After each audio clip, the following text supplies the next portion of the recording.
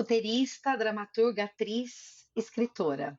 Já ganhou prêmios pelas peças que escreveu, uma delas, Sexton, escrita junto com a Juliana Gandolfo, entrelaça a biografia e a obra de Anne Sexton, que é uma escritora estadunidense.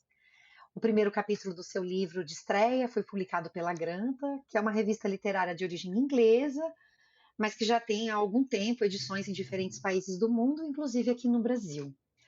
O seu livro de estreia, que é o Memória de Ninguém, ganhou o Prêmio Toca em 2021 e foi finalista do Prêmio São Paulo de Literatura na categoria Melhor Romance de Estreia em 2023. Em um dos trechos, que eu gosto tanto, do Memória de Ninguém, a gente lê assim: Só então percebi que minhas irmãs já tinham saído do carro e se encontravam diante da casa. Essa casa que é mais obrigação e desafio do que desejo.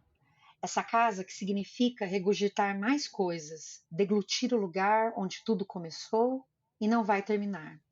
Invadir a solidão de onde meu pai se dizia inteiro. Com vocês, minha gente querida, a escritora Helena Machado. Oi, Helena. Ai, Jana, tão lindo você lendo. Oi. Fico muito feliz de estar aqui. E eu muito honrada de você ter aceitado esse meu convite. A honra é toda minha.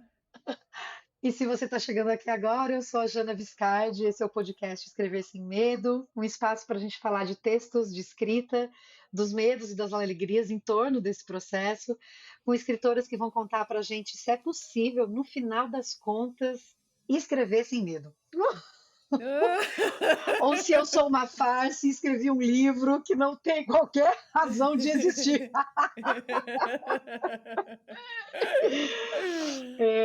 Helena, eu estava na Feira do Livro da USP em 2022, 2023, 2023. O livro saiu em 2020 E dois, final de 2022. É. então eu estava na Feira da USP em 2022, no finalzinho do ano. Para quem não sabe, a USP tem uma feira de livros, como várias universidades têm, e eu cheguei lá e tinha uma banca da editora Nós, e eu me deparei com uma capa lindíssima. E aí eu olhei, estava lá escrito, era o livro Memória de Ninguém, da escritora Helena Machado. E então a livreira veio para mim e me disse: Esse é um livro excelente, você deveria levar. E eu confiei no que me disse a livreira e trouxe comigo esse livro. E esse é um daqueles livros que a gente lê e a Helena já deve ter ouvido isso outras vezes, e que você não tem vontade de parar. Eu fui ficando hipnotizada por aquilo que estava sendo dito, as imagens que estavam sendo trazidas e pela maneira como isso estava sendo trazido. E depois de um ano, um pouco mais de um ano, eu tive a oportunidade de encontrar a Helena ao vivo para falar um pouco dessa experiência do lançamento do meu livro, o que foi inclusive uma honra Uhum. imensa para mim, e de falar inclusive das características desse livro que me chamaram a atenção e que foram para o meu livro, né? Porque Uhum. tem trechos que me chamavam muito a atenção justamente pela forma como se escolheu trazer as ideias dessas personagens que estão ali. Então, para mim é uma honra, Helena, ter você aqui para a gente falar um pouco sobre escrita, sobre o seu livro, sobre tanto mais, assim, o que você quiser. Você diz o que você quiser, Helena. Ai, Janão, é toda minha. Eu fiquei muito feliz quando vi que o Memória estava no Escrever Sem Medo. Nossa, isso foi um grande presente. Eu fiquei muito mexida de ver justamente os usos que você faz de linguagem. A gente conversou um pouco no dia do lançamento, né? Sobre a questão das vírgulas, esses Uhum. trechos longos que Sim. vêm com essas ideias todas dessa personagem separadas quando com vírgulas. E eu gosto muito disso, e eu vejo que esse é um Uhum. desafio para muita gente que escreve, porque acha que não pode, né? Tem essa coisa do que pode e o que não pode fazer. Mas antes da gente chegar lá, Uhum. eu queria aproveitar para te perguntar assim, como que é para você a chegada da escrita na sua vida, assim? Quando é que você entende que a escrita é uma parte, digamos, constitutiva da sua jornada, assim? Acho que eu escrevia desde sempre, criança, né? Eu nunca tive nenhum diário, acho que eu nunca parei para saber, estou escrevendo porque eu quero me entender ou porque eu preciso desabafar. Nunca teve esse movimento muito consciente de por que eu estou escrevendo. Então, eu fabulava muito. Eu me sentia uma criança muito solitária, né? Muito melancólica, eu acho. Morava num lugar que eu não me identificava muito com as pessoas, então eu vivia muito com a questão dos estudos e adorava as aulas de redação. Redação, eu ficava, uau, vou fazer uma redação e vou inventar uma história. E, e aí eu fui crescendo, e aí na hora de escolher qual faculdade fazer, meu pai dizia que eu tinha que fazer jornalismo. Eu não sabia o que fazer. E aí eu me inscrevi no vestibular para Uhum. fazer comunicação, porque era uma área que eu acho que abrangia muito a coisa da escrita, mas eu ainda não tinha muita noção assim do que. E uma parte muito importante disso foi que, eu te falei antes da gente começar a gravar, quando eu morava lá na Universidade Rural, que eu, enfim, morava lá até os 17 anos, minha mãe era professora, eu me dava melhor com as pessoas mais velhas. Então, tinha um grupo lá chamado Varal de Caras, que era um grupo de teatro, e que era um grupo de teatro amador, e eu me encontrei ali fazendo teatro. E de algum jeito o teatro abriu o meu mundo, porque me tirou da solidão. E aí, quando eu já estava mais velha e fui fazer comunicação, eu estudei na ECO, na UFRJ, e os professores de roteiro começaram a dizer que eu era muito inventiva e que eram legais as histórias que eu inventava e que eu tinha talento para isso. E começaram a me colocar em oficinas de roteiro, me chamar para participar de grupos de série e tudo mais. E, paralelamente, eu fui me formar como atriz na Cal. Então, esse universo das artes começou assim, a se abrir com mais clareza. Só que aí eu comecei a trabalhar com roteiro e depois também passei a escrever dramaturgia. Eu escrevi, sei lá, 4 peças, só que 2 somente foram encenadas. E eu sempre senti uma espécie de prisão naquilo, porque os roteiros, geralmente de narrativa audiovisual, eles estão muito ligados na jornada do herói, que você tem que ter um acontecimento que desestrutura o cotidiano, e o herói vai em busca de alguma coisa, supera os obstáculos, e no fim ele consegue alcançar. E esse tipo de narrativa que é muito linear, né, assim, Uhum. e que de algum jeito ver a vida Uhum. numa linha reta, sempre me incomodou. E eu ficava me sentindo presa numa forma, apesar de todas as produções não são assim, né? Só que a maioria das que eu fazia eram, e eu me sentia muito, muito, muito aprisionada. E no teatro era muito mais livre, só que também tinha a questão dos diálogos, está sempre na questão lá dos diálogos. Um fala, outro fala, outro fala, outro fala. E aí eu sempre tinha vontade de esparramar, assim, de botar o que eu pensasse na hora que eu quisesse. E de algum jeito, eu acho que essa coisa de descobrir a literatura e como que veio a literatura. Meu pai de verdade morreu no final de 2015. E eu lembro que na missa de sétimo dia e no enterro, nos dois, assim, minha família olhou para mim e você não vai falar nada? Porque teoricamente eu era que lidava com as palavras. E eu não consegui falar nada, porque, enfim, Ah, como que se fala nesse momento? Eu lembro que quem falou na missa de sétimo dia foi minha irmã médica, assim. sim, E aquilo ficou em mim, ficou em mim. E aí, um dia no ritual que eu tinha tomado ayahuasca, estava num transe, e aí ouvindo uma música, eu sim. falei, eu tenho que escrever um livro sobre meu pai. E aquilo me veio com muita verdade, assim, que me senti que era uma verdade muito grande dentro de mim. Uhum. E aí tudo coincidiu, porque aí a Carola começou a dar uma oficina de romances lá em São Paulo, que eu fui fazer, e aí meu mundo se abriu, e a Carola foi muito importante, Carola Saavedra, que é uma excelente escritora, Sim. nessa trajetória, assim, foi aí que começou, e aí acho que eu me encontrei já tarde, eu considero já tarde, porque, enfim, comecei aos 37 anos a escrever literatura, mas de algum jeito parece que foi um ponto de virada na vida mesmo, assim, Que maravilha. né? E interessante você falar essa coisa do já tarde, porque a gente estava falando sobre o podcast Wiser Than Me, né? Que eu Uhum, estava dizendo para você que tem uma entrevista com a Isabel Allende. Ela vai falar, né? Que essa escrita, as literárias, chega para ela aos 40 ou depois dos hum, 40.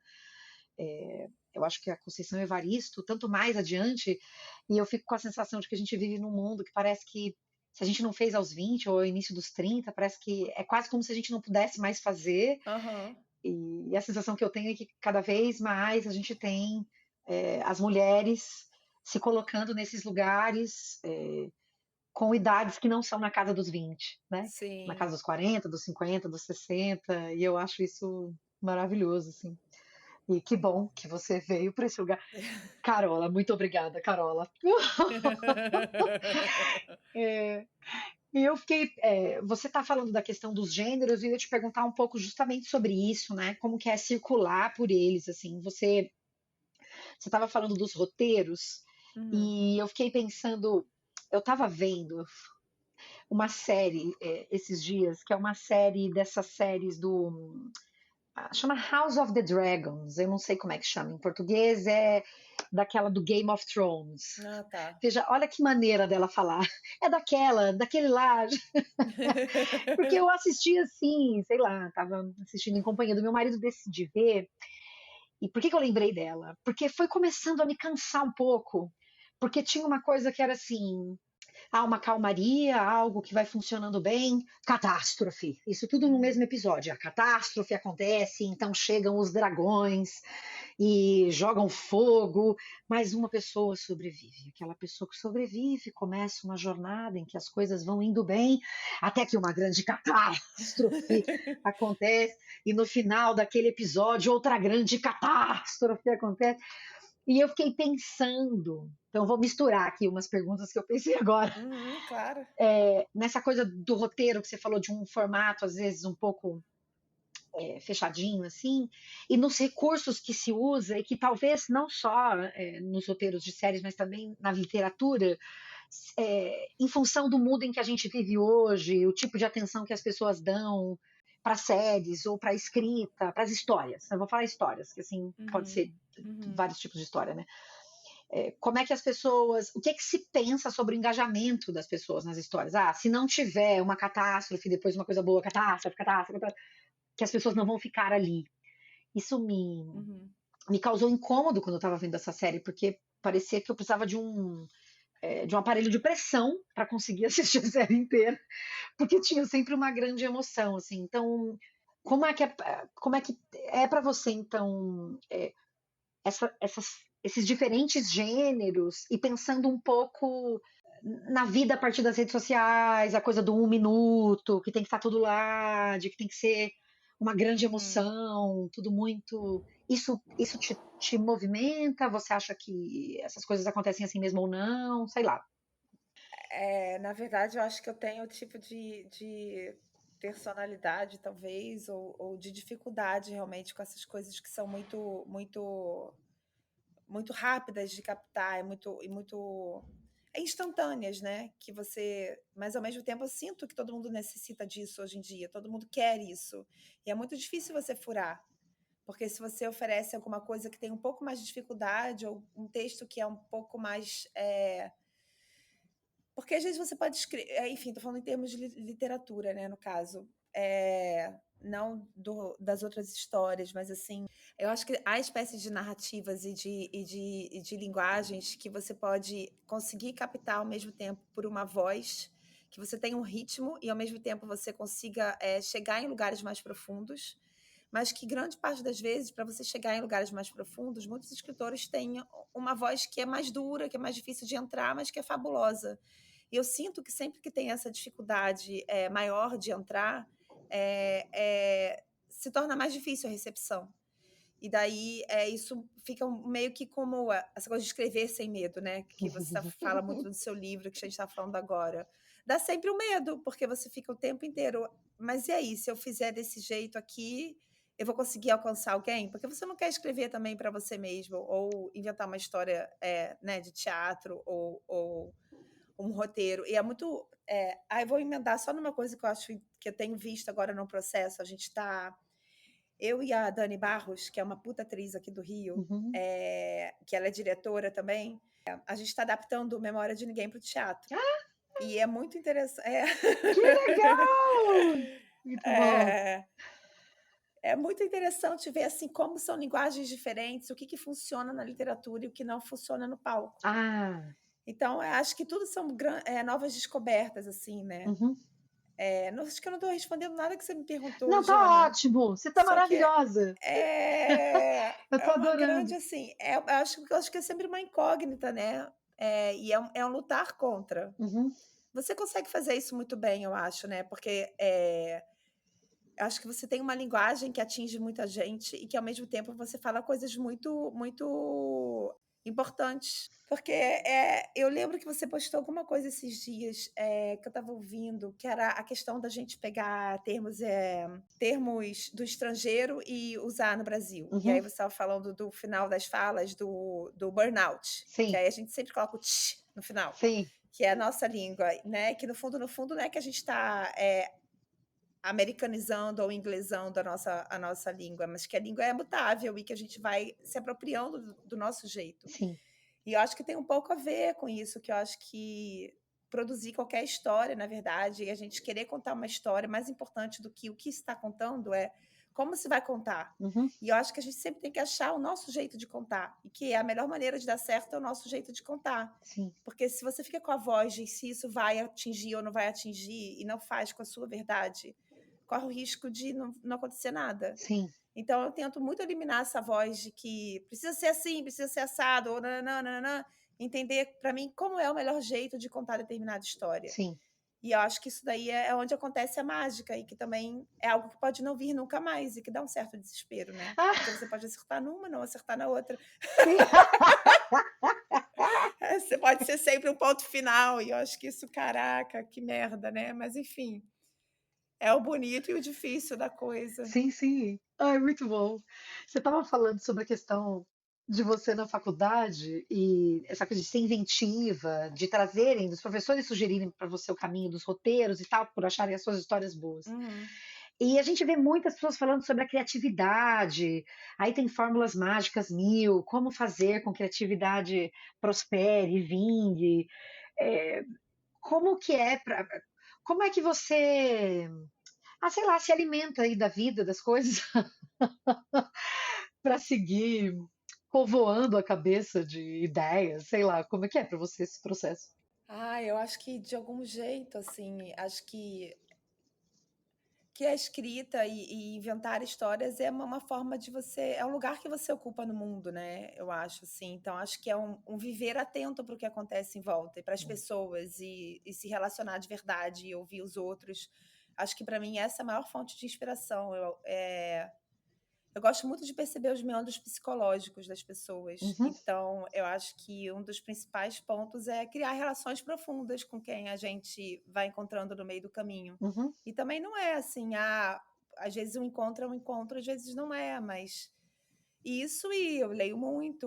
Você estava falando dessa coisa também desse encontrar a sua maneira de fazer a escrita e tal. E eu fiquei pensando sobre essa coisa da voz, né? Encontrar uma voz, né?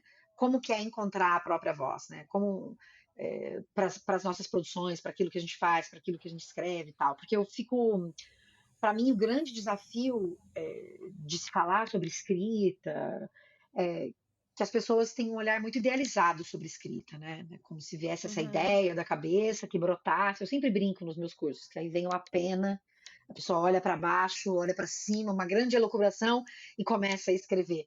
E aí tá tudo lá, o estilo, a voz, tá tudo pronto, né? E sei lá, não é isso, né? Como que tem sido para você trazer a sua voz para as suas produções, né? Para a sua escrita? A uhum. escrita do romance, você teve um primeiro romance agora publicado, então que foi publicado no final de 22, mas como é que. E mesmo na escrita das peças, como é que isso vai aparecendo para você?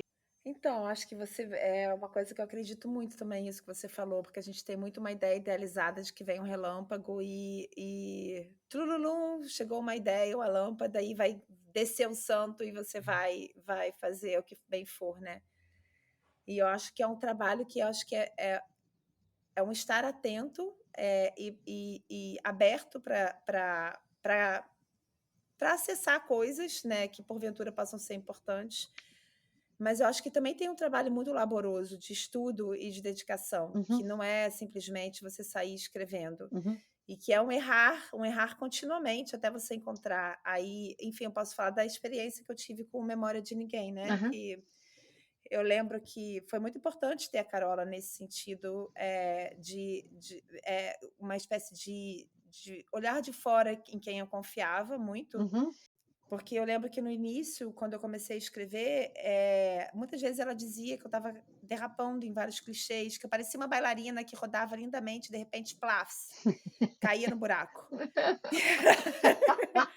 Do nada vinha um clichêzão, brabas, ou então era muito difícil, assim. E uma coisa também hermética demais, Uhum, que parecia que eu estava falando só comigo e que talvez a outra pessoa não fosse entender. sim. E eu lembro de um dia que ela falou: "Agora você encontrou sua voz", e que eu acho que foi uma voz que estava muito vinculada à protagonista do livro, que é a narradora, que é muito ansiosa, Sim. e que aí eu fui ajustando a ansiedade dela ao falar dela. E aí quando eu fui vendo que quando aquilo foi se encaixando, eu fui perceber: "Caramba, é isso", mas não foi de uma hora para outra. Foram Uhum, vários erros, vários, até de repente eu ver: "Agora eu tô conseguindo falar o que eu quero falar, do jeito que eu tô querendo que eu quero falar", e aí o negócio começou a andar, tá, tá, tá, tá, tá, tá. sim. Foi muito é óbvio que depois tiveram várias reescritas, mas foi uma coisa muito de errar, errar, errar, não deu certo desse jeito, não deu certo desse, e agora como é que eu faço? Uhum, Eu acho que é a mesma coisa nos roteiros e nas peças, assim, encontrar a voz de um personagem na peça também é muito diferente, né, como é que um personagem fala, que espécies de gírias que ele usa, uhum, onde ele corta as palavras e é diferente do que do outro. E de algum jeito eu sempre ainda tenho essa dúvida muito comigo, porque agora eu estou num processo acho que muito solitário, porque eu não estou escrevendo o Memória de Ninguém, estava na oficina da Carola, e depois eu fui para a oficina do Marcelino Freire, que foi uma grande pessoa na minha história, assim, também, sim, que o Memória foi publicado graças ao Marcelino, porque ele sim, incentiva muito autores inéditos, né? E ele criou esse prêmio, o Prêmio Toca, que é um prêmio que ele fez junto com a Simone Paulino, que é editora da Nós. sim. Foi graças ao Marcelino que o livro foi publicado. E o Marcelino tem muito isso, eu acho que é uma sensibilidade muito grande de ele vê o que é bom em cada um e ele acende aquela luz. Sim. E é muito rápido, sabe? Ele tá, tá. E aí ele pega a especialidade de cada um. Eu acho que é você ter alguém que te olhe antes de você conseguir se olhar. Sei. Eu acho isso tão lindo e é muita É generosidade, bonito né? mesmo. Quem faz isso é muito lindo. Mas enfim, aí só para fechar sobre isso, porque agora nesse segundo romance, eu sempre fico me perguntando o que que é a minha voz e o que que é a voz do personagem. E eu ainda não consegui. Eu não consegui ainda responder essa pergunta, nem sei se eu vou, e ao mesmo tempo eu tento calar isso e falar: "Continua, senão você não vai". Sim, Então ainda é uma grande incógnita, não sei se tem uma resposta sim. fechada para isso, assim, pelo menos no meu processo eu não consigo, definir. E é muito bom isso que você está trazendo, vários dos elementos. 2 me chamam a atenção para além de outras tantas coisas. Primeiro, essa questão da interlocução, né? O quanto escrever é também uma interlocução, às vezes só com a gente mesma, quando a Uhum. gente está no processo de reescrita, né? Quando a gente relê o que escreveu e tal, Sim. mas também com outras pessoas, né? E acho importante você falar desse processo para que as pessoas também entendam que a publicação de um livro, ela também não é algo que cai do céu, além de todo um trabalho que você faz para a escrita, também tem essas interlocuções. E aí tem a participação em cursos, conhecer outras Uhum. pessoas, participar de prêmios, que era também até uma outra pergunta que eu queria trazer para você, né? Que eu tinha separado sobre a questão do prêmio do Toca, né? Que foi o que te levou a Uhum. publicar, né? Que eu ia justamente pedir para você contar um pouco dessa jornada, porque eu, às vezes eu acho que as pessoas veem os livros nas livrarias e ah, como elas estão vivendo a vida delas e estão lá com outras questões na vida, talvez quando elas decidam escrever, elas talvez achem aquilo uma barreira intransponível, por um lado, mas por outro lado podem achar que tem um jeito só de fazer, quando na verdade você tem muitas pessoas que enviam manuscritos para editoras e que não são lidos, nunca foram lidos e não serão lidos, é muita gente que isso acontece para muita gente, então tem um lado que é muito triste, né, de Uhum. muitas histórias que não vão ser vistas, mas por outro lado, tem também esse lugar de as pessoas fazerem cursos, se abrirem para outras pessoas, né? A gente vai ver aqui histórias de várias escritoras que vão dizer isso aqui para gente.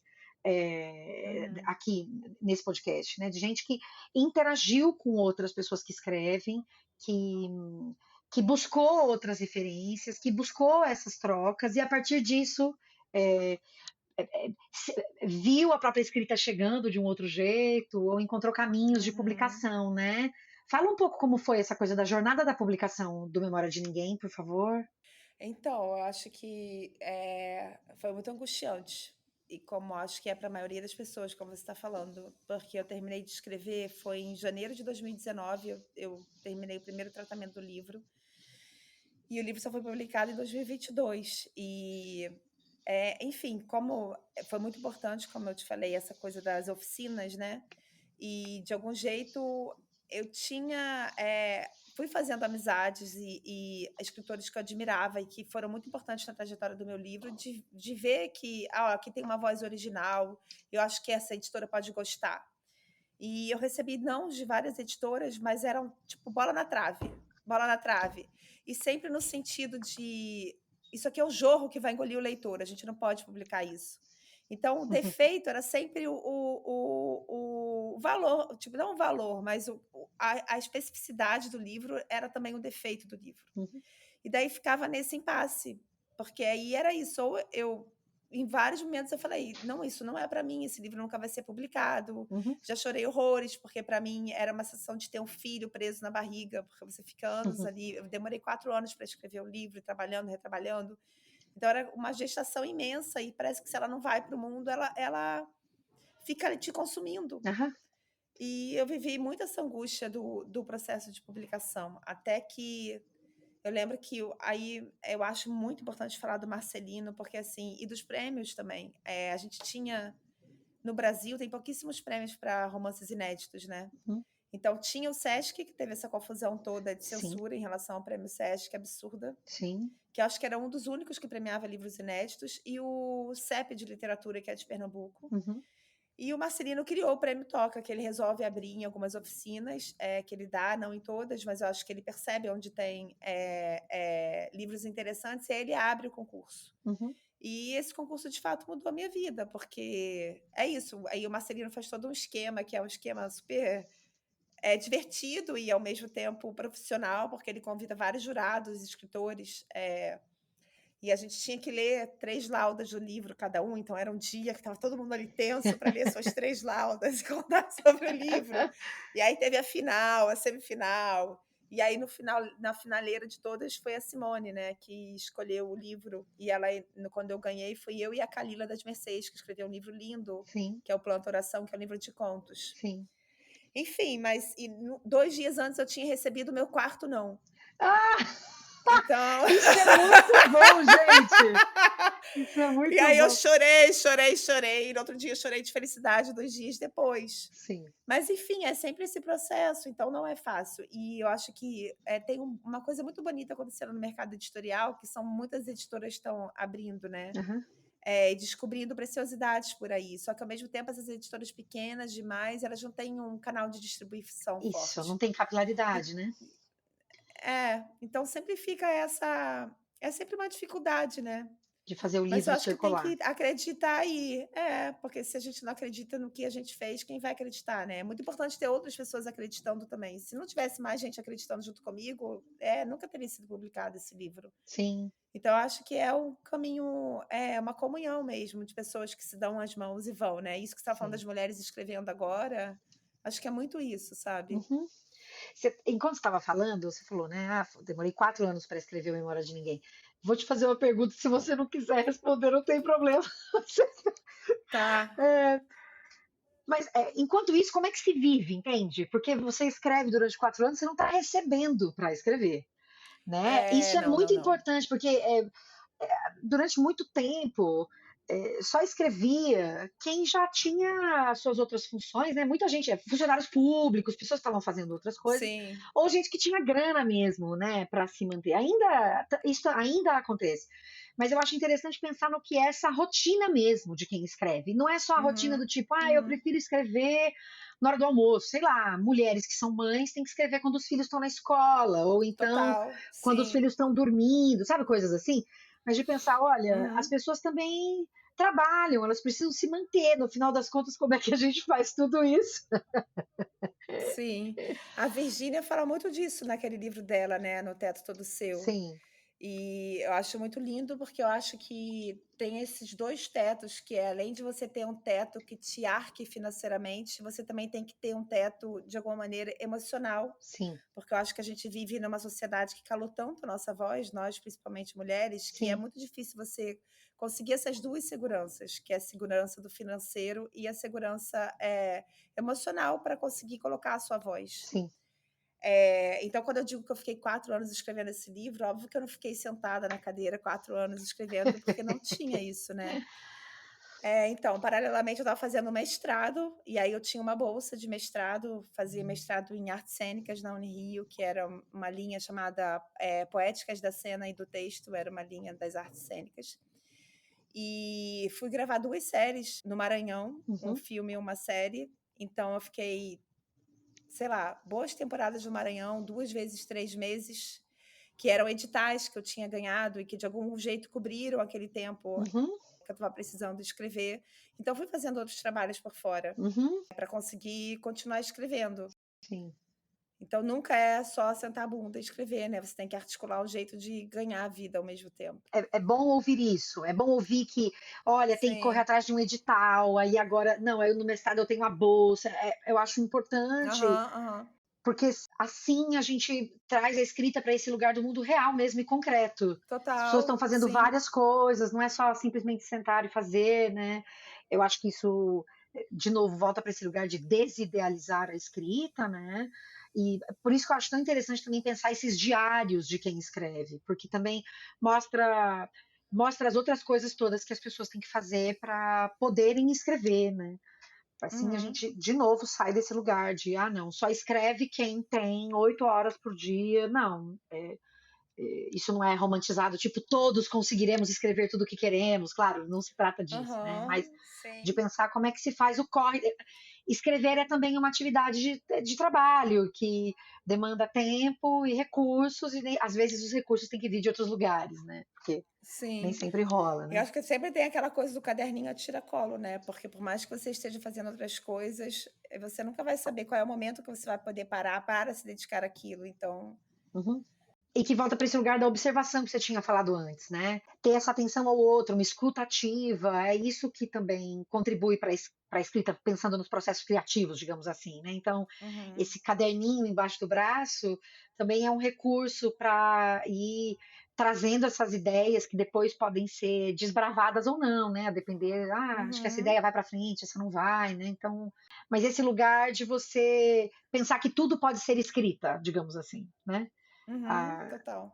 a Aline Vale, que é essa minha amiga que é escritora também, ela tem uma newsletter e ela teve uma fase da newsletter já faz alguns anos em que ela também é ilustradora. Então, ela ilustrava, sei lá, ela estava caminhando na rua e via alguém dentro de um ônibus e essa pessoa chamava a atenção dela. Então, a primeira coisa que ela fazia era ilustrar essa pessoa, essa parte da cena. E depois disso ela escrevia. Então, veja só, é disso que eu estou falando, né? É para dizer que esse cotidiano ele está aí mesmo muito presente. Sei lá, chamou a atenção Sim, dela, ela gosta, ela é ilustradora, ela gosta de desenhar. Ela desenhava e a partir disso ela escrevia um texto. que lindo, uma espécie de registro, né, que você faz daquilo. Você falou da Monique, né, que você entrevistou, ela também ela faz umas zines lindas, né, a Monique desenha também, Exatamente. Ela é. estava. A Monique, eu estava vendo no Instagram dela, ela mostrando um desses cadernos de campo que ela tem, né? A Monique Malcher, gente, vocês estão nos ouvindo. Monique Malcher, ela é antropóloga, ela é escritora, ela escreveu Flor de Gume, escreve zines e tal, e ela, no Instagram dela tem alguns vídeos em que ela mostra esses cadernos de campo. E em um deles que eu vi, ela tinha imagens, eu acho que eram imagens da família, e a partir dessas imagens dela criança, ela se lembrou de um peposo. Sei lá, quem nasceu na década de 80 vai se lembrar, talvez, do peposo, que era um bicho de pelúcia, não sei, e eu tive um peposo, e, e ela está lá desenhando esse peposo. E isso é Olha, parte desse caderno, que pode vir a se tornar uma cena, algo, né, num projeto de sim. escrita. Então, a gente volta de novo para essa questão que essa observação do cotidiano, ela é importante. Essa ideia ela não vem de algo brilhante que você pensou de maneira extraordinária. É o Uhum. cotidiano, né?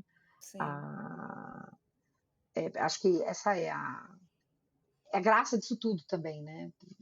Ver beleza no cotidiano, ver beleza, graça, ver, ter curiosidade pelo cotidiano, né? Aham, total. Que é meio que você ir para fora para depois conseguir desenvolver na solidão, né?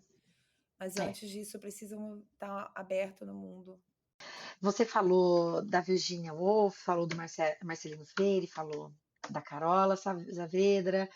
Quem são referências que você tem, escritoras que te inspiram? Ou se você achar difícil essa pergunta, porque eu, por exemplo, tenho um pouco de dificuldade de responder nomes assim específicos, que coisas você está lendo e que te chamam a atenção, sei lá. Tem as escritoras assim que eu vejo como ícones, que é de quando a gente era que eram, enfim, sempre foram os nossos clássicos, entre aspas. Clarice, que me acompanha a vida inteira. Uhum, A Hilda também, Hilda Hilst, também sempre fui muito apaixonada por tudo que ela faz. E eu leio muito minhas colegas contemporâneas, né? Muito, assim. uhum, uhum, Então, acho que isso é uma fonte de inspiração, você vê quem está habitando a contemporaneidade e como está processando determinados temas e a linguagem que cada um encontra para falar de determinados temas. Eu acabei uhum, de ler um livro agora da Nara Vidal, uhum. que ela escreveu um livro sobre a eugenia. Não sei se você chegou a ler, chamado Puro, que ela saiu recentemente pela Todavia. Tá aqui, ó. Olha, Nara!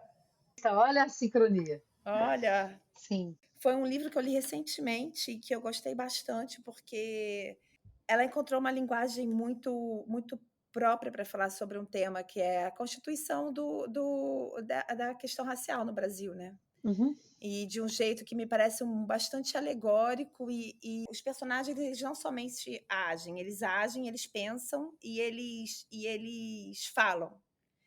Então tem 3 instâncias que vai um pouco para a estrutura do teatro, mas você vai vendo foi um jeito como se existisse um narrador onisciente, só que em vez de ser um narrador em terceira pessoa que vai entrando na cabeça de um dos personagens e guiando uhum, aquela narrativa, cada personagem vai pegando um pouco da narrativa e indo adiante, mas através dessas 3 instâncias. uhum, Então, achei muito interessante isso que a gente estava falando antes.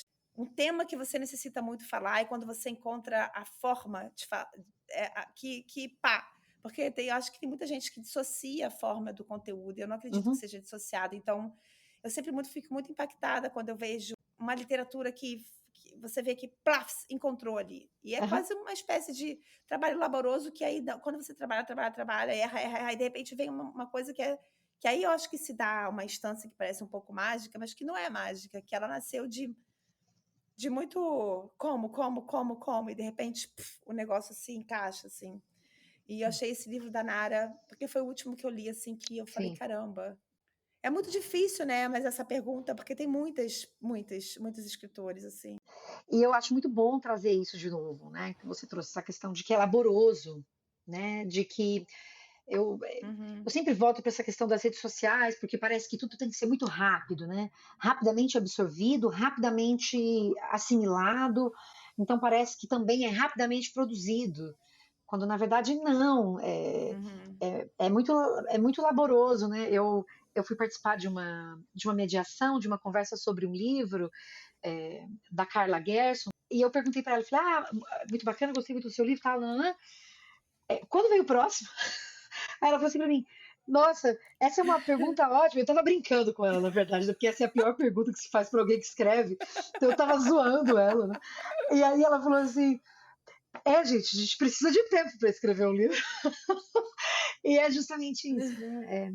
Gosto muito de voltar para esse lugar, de pensar que é laboroso, para que as pessoas reconheçam que, de novo, Que é um é uma trabalho. atividade laboral que leva É, tempo, demanda tempo e é, esforços. é.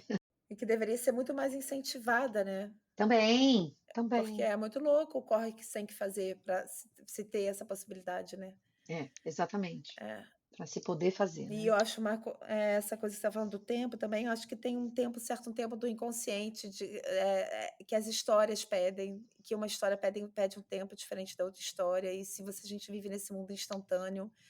Eu, por exemplo, tenho tentado cada vez mais ficar longe um tempo das redes sociais quando eu estou produzindo alguma coisa, porque me gera uma sensação de eterna competição e de correria, que todo mundo faz muita coisa o tempo inteiro, é muito, muito, muito, muito, aí eu fico me comparando, meu Deus, mas eu não consigo fazer. E quando eu penso que tudo que eu não consigo fazer vai me gerando mais ansiedade ainda, aí eu faço menos ainda. Sim. Então, uma espécie de ciclo vicioso ali que você vai nutrindo e que você sabe que também, no fundo, nem tudo que se diz que se faz, faz, no final das contas, né? É, Porque tá todo mundo ali se estabanando, na verdade. isso. Então gera uma falso gera uma falsa impressão. Ah, enfim, sei lá. Eu É. tenho ficado muito agoniada com essa questão das redes. E tenho tentado respirar mais. Era essa justamente uma outra pergunta que eu tinha para você, né? Porque hoje em dia tem muito esse lugar em diferentes profissões de que você precisa estar nas redes para ser vista. Então, e aí você precisa produzir conteúdo com regularidade. Ou seja, tem muitos precisa fazer isso e tal, Uhum, e estar nas redes, né? E como que é para você a relação com as redes sociais? Acho que você já respondeu um pouco, né? Tem até essa questão de uhum. sair um pouco das redes, né?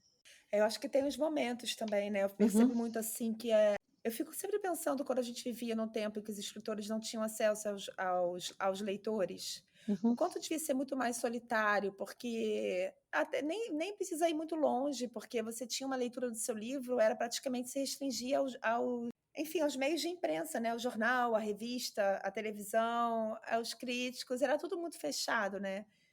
E eu acho que o retorno dos leitores é algo que te nutre tanto, uhum. tão maravilhoso. Você vê como o livro chega e chega diferente em cada um.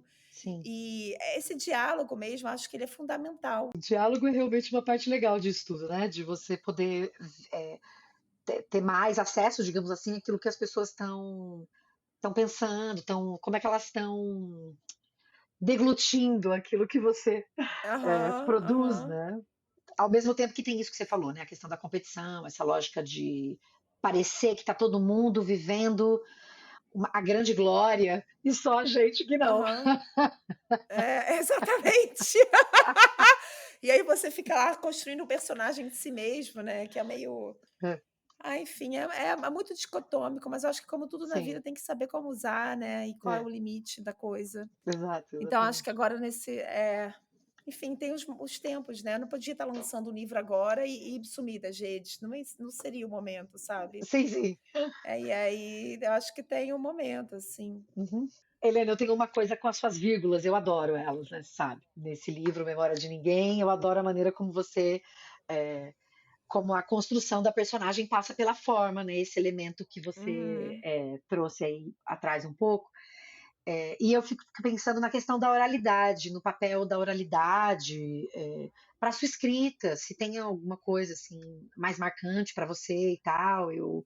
Eu sempre, toda vez que eu falo de oralidade, eu lembro da Conceição Evaristo, que ela conta uma história, e eu acho que eu vou falar essa história 1 milhão de vezes nesse podcast. Você que está me ouvindo com regularidade, vai perdoando pela história repetida. Mas é que a Conceição Evaristo tem uma entrevista que eu gosto muito, que eu falo nos meus cursos e tal, que ela vai falar da escrita como uma traição da oralidade.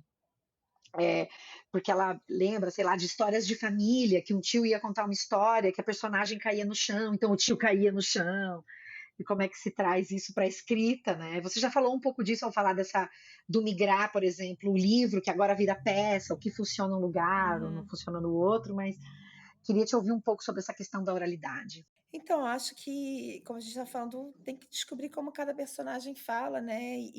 Ao mesmo tempo, tem essa questão da norma culta, que eu vejo que muitos escritores, quando sentem que não estão escrevendo na norma culta e como está escrito no dicionário, sentem que saíram de lugar onde eles deveriam estar. E, no fundo, como leitora, eu me interesso muito mais por essa procura por uma linguagem que seja muito, não é pessoal do escritor, mas muito, como a gente está falando essa coisa da forma do conteúdo, que esteja muito a serviço daquela narrativa que está sendo contada. Uhum, Então, no Memória de Ninguém, por exemplo, como é uma personagem muito ansiosa, eu decidi em vários momentos não ter ponto e ter essa questão de muitas vírgulas. E nos momentos de mais ansiedade, são coisas que eu decidi, mas que também não é tão fácil de perceber. As palavras são comidas, por exemplo, o verbo está, estou, tô, tá, não. eu fui decidindo, assim, de uma maneira muito, muito racionalizada. Uhum. Depois, quais eram esses momentos e quando não era. E, por exemplo, na primeira parte, que é quando o pai morre, as 3 últimas páginas do primeiro capítulo não tem um ponto, nenhuma vírgula. Não tem nada. E tem muitos escritores que sempre fizeram isso, não é nenhuma novidade, né? Sim, Mas eu acho que é muito essa questão de como o Saramago, que você cita no livro também, que é sim. né, tipo, não sei nem como falar quem ele é, porque ele é É o Saramago. tá lá, é o Saramago. E também não é assim qualquer texto que eu vou poder meter em qualquer forma, porque é o que a história pede, né? Eu acho que sempre tem que partir disso. E eu acho que isso também tem muito que me ajuda, essa minha experiência com o teatro, é essa coisa de ver o que cabe na boca dos personagens, o que emboca, o que não emboca. E eu tento fazer uma literatura que, de algum jeito, esteja muito próxima a uma vida real, de algum jeito, a como se fala na vida real, e Uhum. que muitas vezes corrompe a norma culta. E existem vários neologismos e, enfim, é algo que vem que eu acho que eu tenho que respeitar, porque é um jeito que a mim aqui me cabe e que eu gosto. Uhum. E eu respeito quem não goste também. Mas eu É, acho que cada um encontra o seu jeito, né? e veja, a língua é tanto mais que a norma. Total. Eu acho que isso você fala é muito importante, né, Jana? Você faz muito esse trabalho a serviço da língua, que é mutável, né? Mutável. É, Enfim, que não está aprisionada, que é algo vivo, né? ainda bem que não está aprisionado, né? Helena, eu tenho duas perguntinhas finais. A primeira delas é que se tem alguma coisa sobre a sua prática de escrita ou sobre o processo de escrever, algo assim que te chama atenção e que a gente não conversou aqui agora. E a Uhum. última é se tem algum conselho que você recebeu ao longo da sua jornada de escrita que você considera fundamental e que você queira deixar para quem está ouvindo a gente. Eu acho que vou juntar as duas, porque eu acho que eu sempre lutei muito. Eu acho que é muito para mim uma coisa que reverbera muito é a questão do tempo, essa coisa que a gente falou aqui bastante, né? E eu de fato sou uma pessoa muito ansiosa. E quando eu comecei a escrever, eu ainda fumava, então eu fumava 2 maços na frente do computador. Para mim, ficar parada escrevendo é muito difícil. Então, eu tenho um processo que eu acho que é um pouco diferente. Certa vez eu comprei uma mesa que ficava alta, porque daí eu conseguia digitar em pé. E depois eu achei o meu modo, que é ir falando no. Eu ligo o bloco de notas do celular e vou andando e falando. E Uhum, daí depois eu sento para, de alguma maneira, trabalhar o texto. Mas é um trabalho a posteriori. uhum, Às vezes, essa coisa de se prender numa tela em branco me trava. E uhum. durante muito tempo eu fiquei lutando contra isso, contra qual era o meu jeito. Porque todo mundo senta e fica diante da tela e escreve ali no computador diante da tela. Então, por que você não consegue fazer isso? É uma imprestável.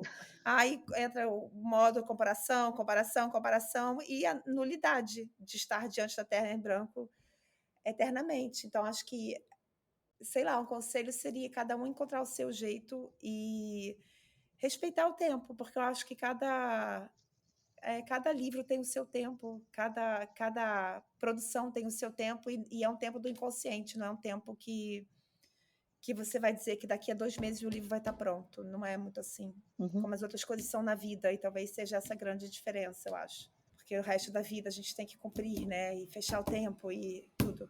uhum, E as contas e tudo mais. Eu acho que o âmbito da escrita é de outra ordem, assim, pelo menos é como eu vejo e como funciona para mim. Me apazigou respeitar essa outra, enfim, um tempo particular. uhum. Isso. Gente, estivemos aqui hoje com ela, Helena Machado. Helena, muito obrigada. Leiam Memória de Ninguém, publicado pela editora Nós. Leiam o que virá por aí. Eu queria te agradecer, Helena, por topar esse papo. A você que nos ouviu até aqui também, muito obrigada. Você pode compartilhar esse conteúdo com outras pessoas, pode fazer anotações no seu caderninho. Não deixe a tela em branco só te apavorar. Há caminhos diferentes de fazer, né? Obrigada, Helena. Eu que te agradeço, Jana. Foi incrível. É sempre bom conversar com você. Um beijo para todo mundo que está ouvindo a gente. Tchau, tchau.